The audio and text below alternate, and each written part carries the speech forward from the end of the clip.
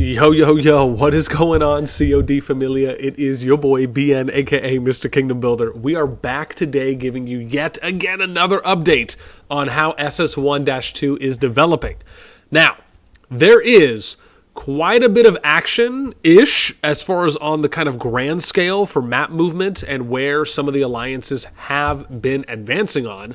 Namely, as we dive right in, as usual, for what we've been trending and seeing consistently during this season, is that the TA Union side is still on the advance.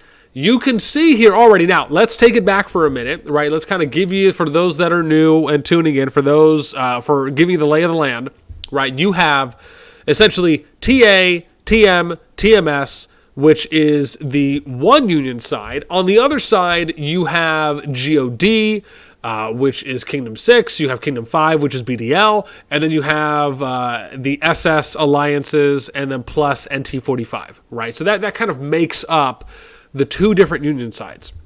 Now, the fighting initially began here on level 1 passes adjacent from or in between Nuvola and Sophrostia.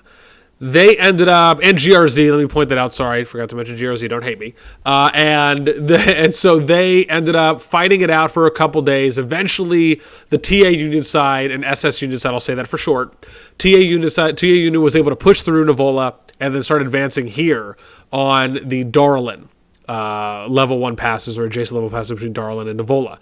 They then broke through, a day or two ago, and ended up clearing out a lot of these flags. I'm shocked that they didn't do anything here yet with God, but I'm imagining that's just because GRZ is still doing something there. I don't know if they're removing this. I don't even know what the plan is right now, but which is interesting. So I don't entirely understand. I mean, they're building, and I guess it's repairing. I mean, it's just an alliance for it. It's not the CF, but still, really interesting why they're not getting attacked there. Maybe someone can tell me in the comments.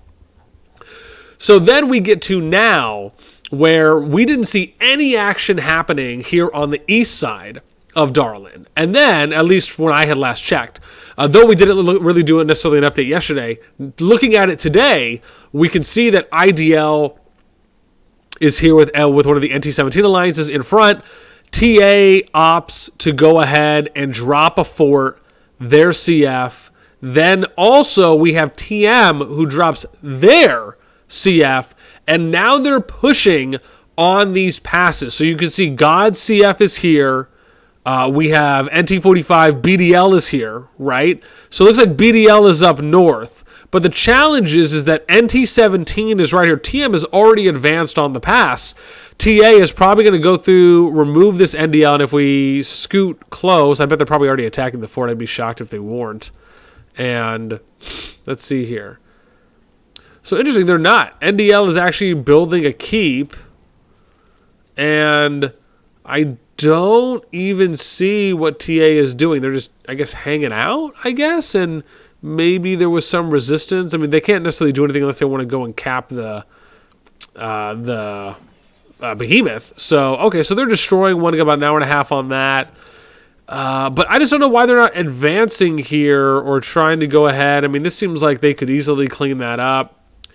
Wow, there's a lot of barricades. I want to point this out, man. I love the choke point fighting. Like a possibility to fight on choke points outside of the passes. This is something that I truly believe in when it comes to what Call of Dragons has done with the PvP side of the game, where they have created multiple choke points on the map that you can essentially fight around and in before you even get to passes, right? That is something I absolutely love, and I do feel that it is an underutilized area and strategic position on the map right now when it comes to how often or how less, or I guess often, yeah, that's probably the best word. We're going to stick with that. How often we see it happening, but this is a great example of, you have like an upgraded siege tower that's here at the edge. You got one over here that's in front of the passes. And then you have these level 5 barricades that have been upgraded. You got keeps. I mean, and then you even have a tower in the middle. Like, they've almost done a really good job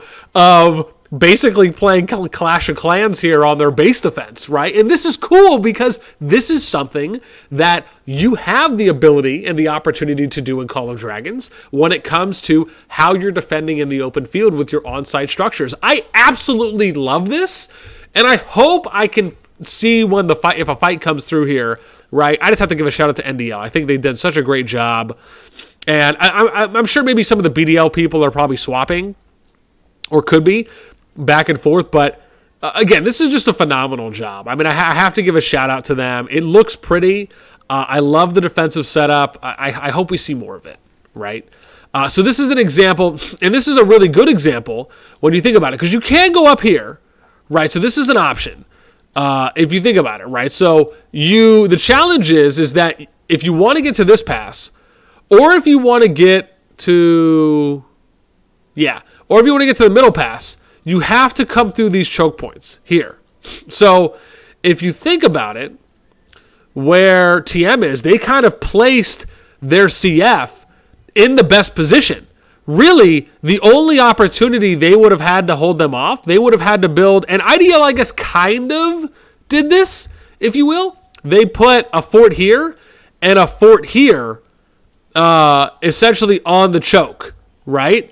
But for whatever reason, and I don't know what exactly, I mean, again, they've already started to push through here, but this was not a bad idea. Like, when you're thinking about the ways that they have to get through to get there, you place your forts, you build a bunch of barricades along here, maybe out through here in the canyon, going out through here, maybe up to the behemoth, and that just slows them down enough where, again, maybe you have some keeps there, you have maybe keeps going along the rail, so you're just doing a bunch of free damage as they're walking through. It just, again, it is, what can I say, man? I'm a sucker for choke points. Like, it used to be something I would talk about when I was doing my FPS commentary back in the day on, games like Halo and Call of Duty and Rainbow Six, Gears of War, etc. I used to love to do gameplay analysis. And so for me, kind of my coaching side, if you will, for times I spent doing that and commentating and doing analysis breakdowns of gameplay, this is something that on the strategic side, I love being able to talk about, and the opportunities there. Doesn't mean that it's going to be a full stop or a full way to prevent, but it is something that can delay and can mitigate to an extent. So again, I digress. Moving forward. Now, we're going to have to wait to see what TA does. TM, however, is constantly pushing. I have to assume they're already building another flag, and it looks like they are. So, they're 34 minutes until that's done, and then I'm actually... oh, wow, yeah, they built this at max. Well, no, they actually didn't build this at max range. They actually could have built this a little farther south. Oh, never mind. I guess it is going to touch. Okay, it is going to touch. Good. That was so weird why it looks like there's space there, but when you zoom in, there's not. So, again, in that time, they'll be able to touch that. I'm sure they're going to keep moving down on NT. And I guess follow the path there. SS has an alliance fort, but they're not building it. Maybe they got pushed back. So I wonder if TM is going to end up pushing towards southeast towards this NT-17 Alliance Fort, take that out, and then work their way south continuously, depending on the option. Oh, wow. So this actually isn't BDL. I thought that was BDL. It's NDL. So is BDL building? Oh, they are. Wow. So they're building a core fort. They got 27 minutes until this bad boy's done. They got some really good activity here. But what I wonder is, are they doing this to assist on TM? Or is... because, see, that's the thing.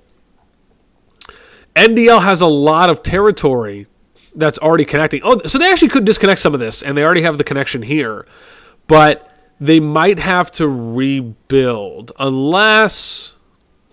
yeah, because, see, that's the challenging part. Is they...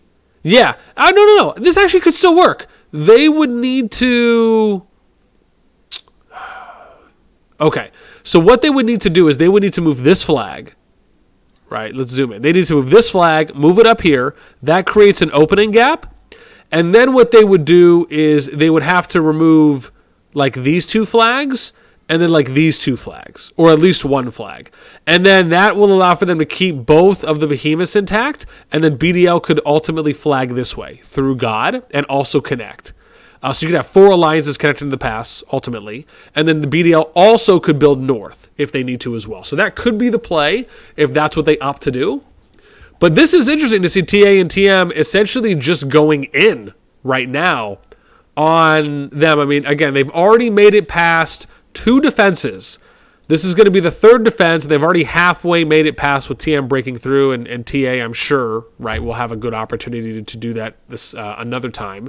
And then they're finally going to get into Forgotten Lands. And part of me wonders what level of preparation did their Union side go in with, like the SS Union side. What level of preparation did them, along with S5, S6, NT45, did they do in Darlin, in Nuvola, in Forgotten Lands, in Zolan, in Burning Lands? Like, what level of prep have they done already? Like, have they already started building barricades on choke points? Have they already started fortifying around each of the pass junctions?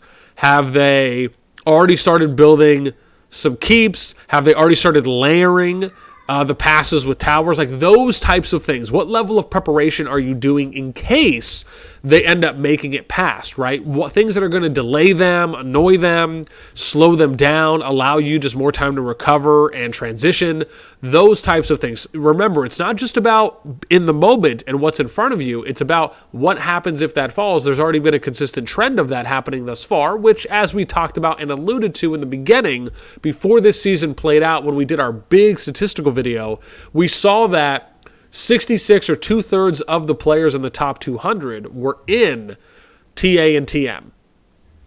There was about a 40%, and then 60% of the players, within, I think it was like the top 50, were on the TA-TM side. 40% of those players, plus or minus, were on the SS Union side, with between them and S5 and S6, which is God, BDL, etc. So now, but again, now let's look at, I have to see when the boards are going to come up, because that's something I'm always curious on, like when the alliance, oops, hang on, let's not click on that, that's gift. Let's go back. Oops, why am I not clicking on the right thing here? We'll do that. So, I think it's this one. No, it's not conspiracy. Is it the beast? Oh, maybe it's actually already open. I'm tripping. Oh, maybe it is. Let's go take a look. So, alliance power. Oh, it is. Awesome. Look at that. So, we can see now.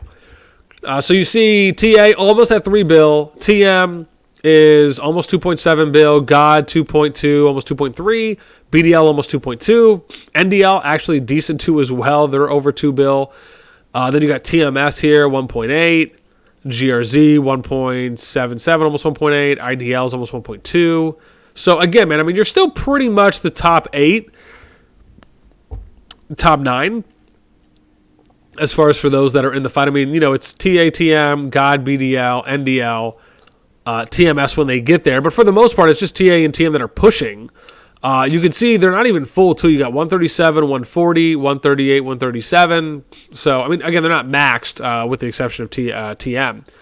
God 136, 137, BDL 133, 126. So, yeah, and then this one, I'm sure they probably just ended up filling NDL a little bit.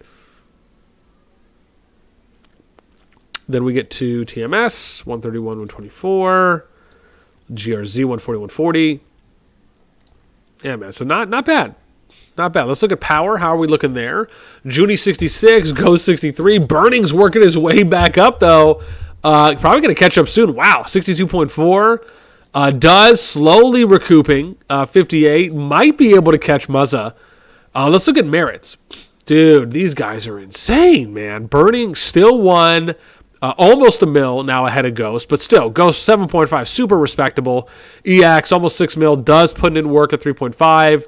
Junie fighting a little bit more now from what we last saw.